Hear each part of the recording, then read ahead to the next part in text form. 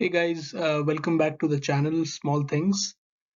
So in my last video, I shared some key factors that could help you decide as to whether or not you should go solar. I know many people struggle with that question, so I hope that those factors and those illustrations helped you make an informed decision. In this particular video, now that you've, let's say, made your mind that you want to go solar, I want to talk about how to pick the right solar provider. So you have so many options, your local options, your national level options, companies that will help you, provide all the hardware installations to help you go solar. But it's important for you to be better prepared when making a decision as to which company you want to choose, that you want to go solar with. Overall, at a very high level, my suggestion is always explore your local options. I think companies that are local to the area are very well aware of what kind of permit requirements are there. They are very well aware of your special unique requirements because they have been servicing areas around your particular location. So, and also they can provide you much cheaper rates as well in terms of labor cost. So at a high level, I suggest definitely exploring the local providers. But with that said, let's take a little bit of a deep dive into what specific factors you should keep in mind when deciding as to which solar provider you want to go with. All right. So the first point, that's the most important point. Actually, there are only 2 points. The first most important point is the company reputable? Now, how do you decide whether a company is reputable? We want to look into how long or for how long has the company been in operation. We don't want to go with a very new company. Typically, I prefer a company that has been in business for more than 5 years. With solar gaining popularity as we speak, every day there are so many new companies that are emerging. You want to still go with a relatively more established provider in the space. The second point you want to think about is you want to read some reviews to get a sense of the companies that you are considering as your solar providers. There are various, you can read some reviews on Google. There is a website focused on these kinds of reviews, the solar reviews. So if you just Google solar reviews, you will probably find your company, and if they are prominent enough, and you can read about the various reviews pertaining to their services. So I think it's always good to have some prior knowledge about what kind of reviews people have been giving the companies that you are considering. The third point is that, let's say in your neighborhood, you have a friend or a neighbor who already has a solar installation. I think it's a great idea to reach out to them and to get a sense of how happy or sad they are, or what they might have done differently if they were to go solar today, whether they have a provider that they would recommend, maybe based on their experience, or somebody they might know based on their experience. So it's always a very useful data point, because that's the real data point. The reviews online may or may not be genuine, may or may not be authentic, but when you talk to a neighbor or a friend, that's absolutely an authentic feedback, which I think should be considered very seriously. In addition to that, one point I want to make is always understand whether the employees or people who are going to do the solar installation are the actual employees of the company, or is the company working with contractors. Typically, I would prefer companies that have a permanent set of employees, full-time employees, W2 employees, who are actually doing the servicing for you, who are actually doing the installations for you. And even better if they have a certain set certification, and the most standard certification in this case is the North American Board of Certified Energy Practitioners, so NABCEP. That is the highest level of authentic certification that you can expect from a solar technician, essentially, or the engineers who will do your installation and design process. Specifically, people who install, they need to be NABCEP certified, actually in several states across America. However, there are other states, for example, in Texas, you don't really need to have that as a requirement. In Texas, you just need to be a licensed electrician, with a certain amount of experience. But certain states you absolutely need the NABCEP certification to make sure that you are able to provide the installation services to a customer. So definitely, ask about specifically in your state, in your location, whether the company you are working with, all the technicians who are going to do the installation, are they permanent employees, or and if or not they have the certification that is needed to do that. So that's definitely something we want to make sure. The next important point is the claim process. Now, the claim process is basically, let's say something breaks down the line. This is a long-term commitment, right? You are going to get the hardware installed and you're going to use it for a long, long time. I mean, tens of years. So we want to, and if something breaks down, at the end of the day, these are electromechanical components and things can always break down. So you need to make sure that you have access, very easy access to your warranty claims. And who is going to furnish those claims at the end of the day? Do you just reach out to your solar provider and they help you furnish, or they help you get all the settle all the warranty claims pertaining to the hardware breakdowns? Or do you actually have to take the painful step of reaching out to the manufacturer directly, and you're pretty much on your own when it comes to furnishing the claims? So I think strongly would prefer a solar provider that helps you manage all your claims, and they are basically the one-stop solution when it comes to claiming any breakdowns related to any aspect of the hardware, the panels, the microinverters, the connectivity, and whatever it is. If you have a battery system, so you want to definitely make sure that your solar provider is helping you with the claim process. So that's about the company itself. The second important point we need to take into consideration is what is the hardware that this particular company is providing, and what is the underlying cost associated with it. So I always suggest, in my previous video I mentioned this, that would suggest or recommend that you explore 2 or 3 different local providers and try to compare their quotes, right? So when you compare their quotes, you want to one of the key aspects of comparing is to look at what kind of hardware each one of them is providing to you. So one of the key most important piece of hardware with regards to the solar installations is the solar panel itself. They basically contain an array of photovoltaic cells, which is basically then producing the electricity. They produce electricity as a direct current, and then that direct current is converted into the alternating current, which we basically use in our households. So talking about the solar panels themselves, there are 3 very important criterion to decide the quality of the panel. One is the efficiency of the panel. So how much of the sunlight is actually being converted into the direct current, the DC current? What is the efficiency? What is the degradation? So over time, these panels tend to degrade in efficiency over time, and you want to understand at what rate do you expect your panels to degrade. So let's say after 10 years, if you started out with let's say 20% efficiency, how much efficiency do you expect after 10 years? And your provider will provide you with these numbers pertaining to the choice of panels that you make for your solar installation. And then with regards to warranty, you definitely want to make sure that it is under warranty for about 25 years. That's pretty standard across the industry, and that is something you can expect. So in my particular case, I'm going ahead with the REC Alpha Pure panels. They have a 400 series. That's what I'm going for, and they off the bat have an efficiency of about 22%, which is industry leading right now. And REC Alpha Pure is one of the top, it's a Singapore based company. They are one of the top solar panel providers, so very, very high quality stuff, and that is one of the recommendations I have. The other recommendation in terms of high efficiency panels is the SunPower itself. The SunPower is one of the leading solar providers in America, North America essentially, and they also have a product which I have highlighted here, the M series product. By the way, this is the image for the REC Alpha Pure. So even on the cosmetic side, you can see which one do you like more, and that could also factor in your decision. But in terms of efficiency, they are pretty close, pretty comparable. Both are top notch, and they would be my recommendations for the solar panel themselves.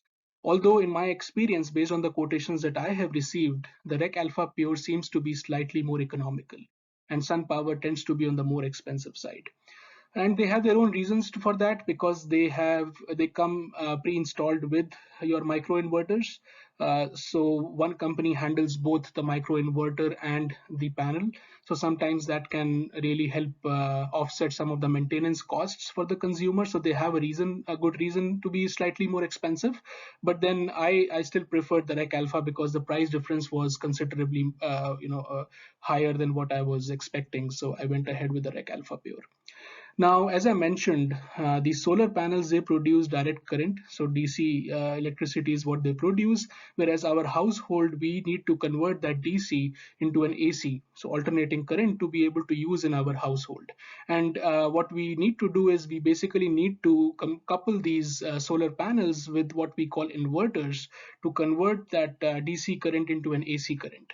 And there are different kinds of inverters that the industry uses. String inverters, for example, that connect these panels in series, and they are kind of old-fashioned in a sense that once you have a breakdown in one of the panels, that can basically take away the whole circuit and take down the whole circuit, and efficiency overall would get reduced quite significantly. So as you can imagine, since all panels are connected in a series, if one panel breaks down, it will impact the productivity of the entire circuit, and it might even go to zero.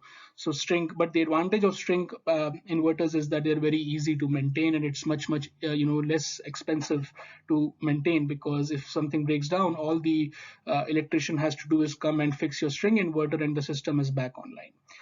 Now, there are other kinds of inverters which help overcome this challenge, which are known as the microinverters. So, microinverters, you have one inverter per panel. So, if any panel breaks down, the microinverter is that particular microinverter basically ensures, basically it's like a connection in parallel. So that ensures that your other panels are not impacted as a result.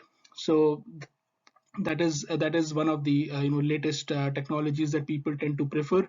And the advantage of a microinverter is also that you can essentially track your throughput, your efficiency pertaining to each panel individually. So you can get a mobile app. For example, in the case of one of the most prominent microinverter companies is the Enphase. So Enphase provides you with a mobile app, and then you can use that mobile app to track the efficiency of each and every panel in your system. In fact, your solar provider can also use that information to track the efficiency of each and every panel. And some top-notch providers out there, they actually keep a regular, they track your solar panel efficiency on a regular basis. And whenever they observe a certain fluctuation or a certain decrease in the efficiency in any of your specific panels based on the microinverter data, then they can notify you that this particular panel needs service or this particular panel needs to be replaced. So it's a pretty useful concept, the concept of microinverters. However, one of the challenges that now that you have one microinverter per panel, there is a greater chance of failure, right? The more the number of electrical components, there is a greater degree of failure that can happen. And it is also relatively more expensive, as you can imagine, because now you have a microinverter placed on each and every panel. Now, there is another form which is known as the hybrid inverter. Hybrid basically tries to combine the good things. They say they are the best of both worlds.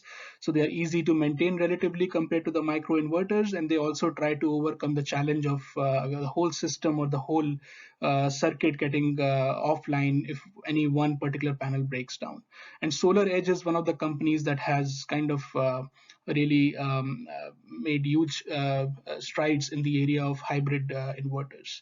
Another factor, so these are the three kinds of inverters that you typically will find in the industry. And then, of course, when deciding upon what kind of an inverter you want, you also want to look into the factor of efficiency, because at the end of the day, it is the micro inverter or the inverter that is going to convert that DC into AC, which is going to be ultimately usable in your household. So that efficiency of the inverter system actually matters quite significantly. And then also, of course, you need to look into the warranty associated with your inverters, because you want to have a longer term warranty and make sure that if anything breaks down, you are basically covered. Now, again, in this case, my recommendation would be to go with the Enphase microinverter. They are industry leading, and they will help you, like I said, overcome the challenge of the whole system going offline if anything breaks down. And they also will provide you a mobile application, and you will be able to track the efficiency of individual solar panels installed in your household, so you can be rest assured of how your system is performing, and if there is any problem, you can basically tackle that problem in a very focused manner. Okay, so now moving on. So when comparing, the proposals from different providers, one metric you want to compute is what is your cost per watt. At the end of the day, you have to pay money for the entire installation. Whatever you choose, whatever panels you choose, whatever inverters you choose, at the end of the day, this whole system, this grid that you are installing in your house has to basically be understood in terms of how much cost it is on you on a per watt basis. So per watt, how much cost you are paying. So that's a very good metric that will help you compare different quotations. So given the quality of the equipment is quite similar across the different proposals, you can use the cost per watt to understand which company is giving you the best deal. However, there could be differences in the cost per watt in scenarios where one company might be offering you lower cost per watt, but at the same time might be offering you slightly cheaper panels. So for example, based on Q cells, that's a reasonably good option, but it's not as high in efficiency as the Rec Alpha or the SunPower M series. So you need to understand that how do the different quotations compare in terms of cost per watt, but also given the understanding of the underlying equipment that they are providing you with. Okay, the next point is the financing rates. So when you're comparing these different quotations from the different providers, you need to understand what is the rate. Typically, you would finance your solar installation because financing is pretty cheap right now. You can get a loan anywhere ranging from 0.49% to 1.49% for a 20-year. So it's pretty economical to borrow for solar installations. So typically, I imagine people would prefer borrowing or going for a financing option. So here again, you can compare the different quotations based on the rates that you are getting from the different providers. So those are some of the key factors. And moving on. Now, once you've had this understanding of the various factors of the how reputable the company is and what kind of hardware they're providing and what is the underlying cost, I want to touch upon a couple of points which probably no other channel will provide you or no other Google search will provide you, and that's why I've called this channel Small Things. Now, these are small things in life pertaining to your attitude, pertaining to your experience. I could even call them soft skills that actually can help you save a little extra or make maybe even better decisions in life. And that's why I call this channel The Small Things. Now, with regards to picking the solar provider, this is something I myself tried. What kind of small things I want can we try and implement? So one of the small things is when I finalized.